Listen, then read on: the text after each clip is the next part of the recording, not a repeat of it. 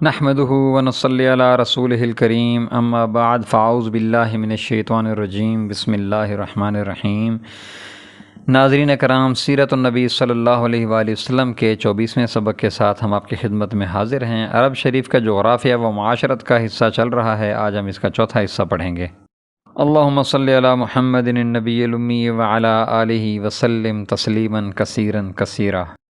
عرب کے مذاہب۔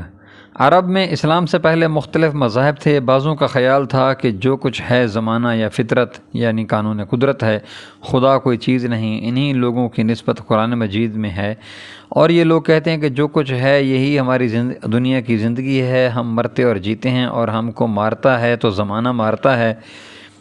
بعض خدا کے قائل تھے لیکن قیامت اور جزا و سزا کے منکر تھے۔ ان کے مقابلے میں قرآن مجید نے قیامت کے ثبوت پر اس طرح استدلال کیا ہے، کہہ دو کہ ہڈیوں کو وہی دوبارہ زندہ کرے گا جس نے پہلی دفعہ پیدا کیا تھا۔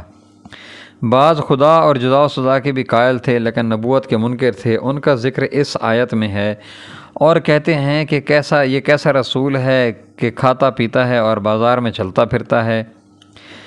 کہتے ہیں کہ خدا نے آدمی کو پیغمبر بنا کر بھیجا ہے۔ ان کا خیال تھا کہ اگر کوئی پیغمبر ہو سکتا ہے تو اس کو فرشتہ ہونا چاہیے جو حاجات انسانی سے منزہ ہو، لیکن عموماً لوگ بت پرست تھے، وہ بتوں کو خدا نہیں سمجھتے تھے بلکہ کہتے تھے خدا تک پہنچنے کے وسیلے ہیں۔ ان کی اس بات کو اللہ تبارک و تعالی نے سورۃ زمر میں اس طرح بیان کیا ہے، ہم ان بتوں کو صرف اس لیے پوجتے ہیں کہ ہم کو خدا سے قریب کر دیں۔ قبیلہ حمیر جو یمن میں رہتا تھا آفتاب پرست تھا، کنانہ چاند کو پوجتے تھے۔ قبیلہ بنی تمیم دبران کی عبادت کرتا تھا۔ اسی طرح قیس شعراء کی، قبیلہ اسد عطارد کی، اور لخم و جذام مشتری کی پرستش کرتے تھے۔ مشہور بتوں اور ان کے پوجنے والوں کے نام حسب ذیل ہیں۔ لات طائف میں قبیلہ بنو ثقیف اس کو پوجتا تھا۔ عزا مکہ معظمہ میں قریش اور کنانہ اس کو پوجتے تھے۔ منات مدینہ منورہ اس کو اوس خزرج اور غسان قبیلہ پوجتے تھے۔ ود دومت الجندل بنو کلب ان کو پوجتے تھے۔ سوا یہ بھی دومت الجندل میں تھا، اس کو حزیل پوجتے تھے۔ یغوس اور یعوق، یغوس دومت الجندل میں تھا۔ مزحج اور بعض قبائل یمن اس کو پوجتے تھے، اور یعوق یمن میں اس کو قبیلہ ہمدان پوجتا تھا۔ سب سے بڑا بت حبل تھا جو کعبہ کی چھت پر منصوب تھا۔ قریش لڑائیوں میں اس کی جے پکارتے تھے۔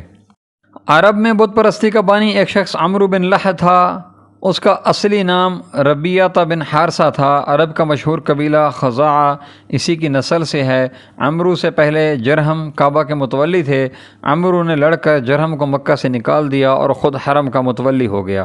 وہ ایک دفعہ شام کے کسی شہر میں گیا، وہاں کے لوگوں کو بت پوجتے دیکھا تو پوچھا کہ ان کو کیوں پوجتے ہو؟ انہوں نے کہا یہ حاجت روا ہیں، لڑائیوں میں فتح دلاتے ہیں، قحط پڑتا ہے تو پانی برساتے ہیں۔ عمرو نے چند بت ان سے لے لیے اور لا کر کعبہ کے آس پاس قائم کیے۔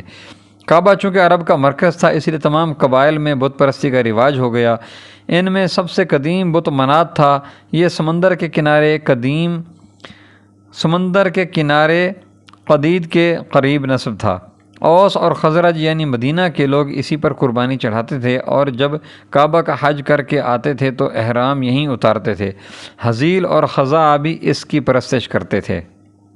یاقوت حموی نے معجم البلدان ذکر مکہ میں لکھا ہے کہ عرب میں بت پرستی کی عام اشاعت کی وجہ یہ ہوئی کہ قبائل عرب جو تمام اطراف سے حج کو آتے تھے، واپس جاتے ہوئے حرم کے پتھروں کو اٹھا لیتے تھے اور ان کو اصنام کعبہ کی صورت پر تراش کر ان کی عبادت کرتے تھے۔ اللہ کا اعتقاد۔ عرب گو قریباً سب کے سب بت پرست تھے، لیکن اس کے ساتھ یہ اعتقاد ان کے دل سے کبھی نہیں گیا کہ اصلی خدائے برتر اور چیز ہے اور وہی تمام عالم کا خالق ہے۔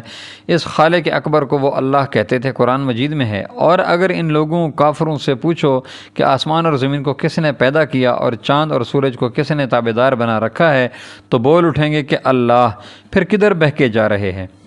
پھر جب یہ کشتی میں سوار ہوتے ہیں تو خدا ہی کو خلوص کے ساتھ پکارتے ہیں، پھر جب خدا ان کو نجات دے کر خشکی کی طرف پہنچا دیتا ہے تو شرک کرنے لگتے ہیں۔ قرآن مجید نے 1300 برس پہلے جس حقیقت کا اظہار کیا، آج تحقیقات آثار قدیمہ بھی اس کی تصدیق کرتی ہیں۔ مذاہب و اخلاق کی انسائکلوپیڈیا میں مشہور مستشرق نول ڈیکی کا جو قول نقل کیا ہے، اس کے اقتصابات حسب ذیل ہیں۔